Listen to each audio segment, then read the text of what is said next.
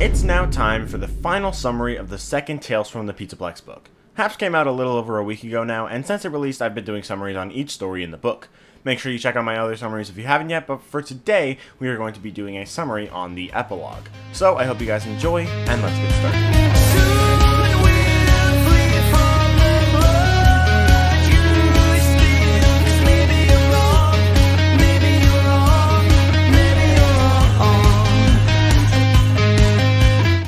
So the epilogue starts with a girl named Lucia on a double date at a carnival with a guy named Jace and her friends Adrian and Hope. The carnival was filled with screams of joy, but she suddenly heard a shriek that startled her, stopping her dead in her tracks. It stood out from the rest, and it didn't sound like a scream of joy. She looked over in the direction of the scream, and it had come from the direction of the zero-gravity ride. Jace got her attention, and she realized she had stopped moving, and they got a bit behind Adrian and Hope. As they walk towards him, we get a bit of a description of Adrian, and it's basically blatantly said, like 5 times, that Lucia actually likes him, but he was with Hope, and thanks to Adrian, she was now with Jace. I mean, she kinda liked him, but not as much as she liked Adrian. When they caught up to Adrian and Hope, Adrian asked if Lucia and Jace wanted a funnel cake, saying he would pay. Lucia didn't want it, but Jace said sure. Suddenly, 2 guys named Joel and Wade showed up. Joel was on the basketball team along with Adrian, and Wade was the quarterback for the football team. Wade had wanted to date Hope for years and seemed to think that they belonged together since he was the quarterback and she was the head cheerleader, and Lucia felt at least some empathy for him. Lucia was also relatively new to this school and had just moved here for senior year and lived across the street from Adrian, and he made her feel welcome. She expected to be an outcast because she was kind of a nerd and also interestingly was obsessed with the supernatural, but Adrian prevented that. 2 more people, Nick and Kelly, also joined the group. Nick was one of the few male cheerleaders, and Kelly was a pretty girl who was really shy in groups. Jace is also described as being extremely short and ugly, goddamn that's cold, and he looked like he'd be a nerd, but was also pretty dumb, holy shit. However, Jace was a good artist, and had actually made a portrait of Lucia that made her look pretty, because she didn't really think that she was. Interestingly, there's also a mention of a duck pond game, which reminds you of the duck pond game in FNaF 6, but it probably doesn't mean anything. Out of ideas on what to do now that basically everything in the carnival had been ticked off the list, Joel suggested that they go to the under construction Freddy Fazbear's Mega Pizzaplex. Apparently there had been a lot of buzz ever since it was announced that Fazbear Enterprises would be making this thing. But Lucia didn't really want to go there because she had heard of the dark rumors of the old Freddy Fazbear's pizzerias, and had also heard it was being built over one of the pizzerias that had a checkered past. Joel said that he'd heard that they started bringing animatronics and thought maybe they could turn one on if they found one. Then Jace said that could lead to them being arrested, and Joel accused Jace of being a scaredy cat, and Jace defended himself. But then Nick said that they probably shouldn't go over there because there had apparently been some weird incident over there that had been kept on the down low. Joel was actually more enthusiastic about this because it meant that there was a mystery, and suddenly Kelly piped up, despite being really shy usually. It seems like she forgot to be shy here, and she said that she loved mysteries and that it would be fun to go check out the place. Jace decided what the hell and let's go, partially so he could prove that he wasn't a scaredy cat, and basically everyone ended up being cool with going, except Lucia, whose date didn't even ask what she wanted, and she considered going home. She thought about it, but then said what the hell herself, because she was fascinated by robots, and the idea of finding a robot appealed to her. So they went on their way. It took about 20 minutes to reach and get inside the confines of the Pizzaplex construction site, and when they did, they noticed a ramp leading down towards the direction of the building with a red roof.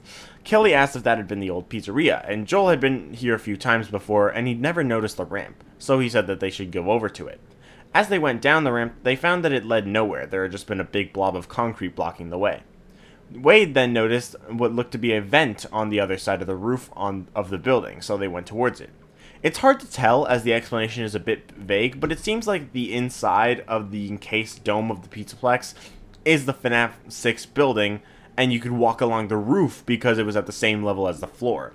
So there's a vent on the roof, and Wade and Joel jump in, then Kelly, then Adrian, then Hope. 5 members of the group go already, and so the other 3 just felt like going. Jace and Nick went down instantly, so Lucia figured that she had to go, since everyone else already had.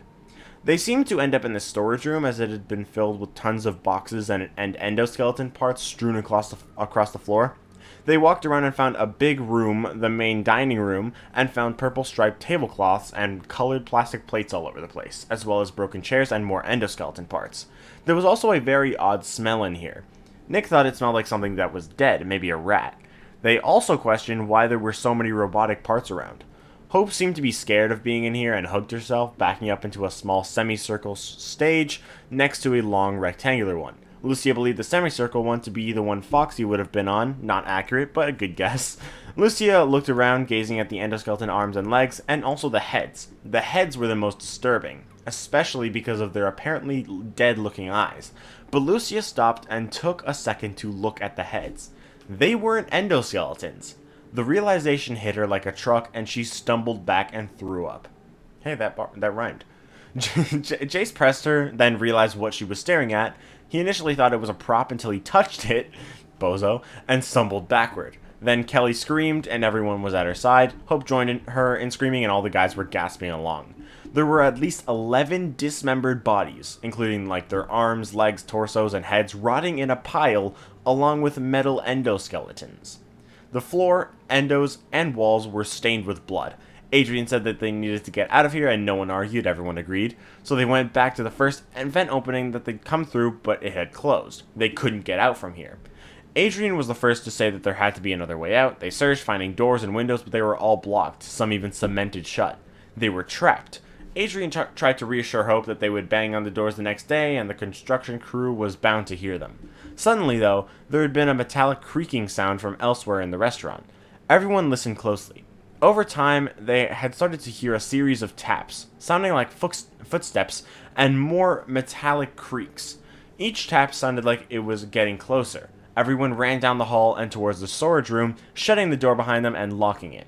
Wade whispered to everyone, asking if it could be someone coming to help them, but Lucia could tell he was doubting it. No one answered his question. Everyone seemed to realize that there was something in here with them, and whatever it wasn't here to get them out, and that is where the epilogue ends.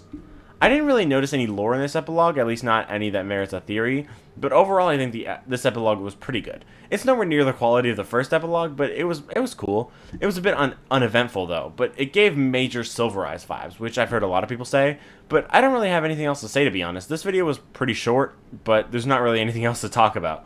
So that concludes the final summary video for Tales from the Pizzaplex Book 2. Let me know in the comments what you guys think of the epilogue, if you liked it, disliked it, and if you did enjoy this video, please do consider leaving a like and subscribing if you want to.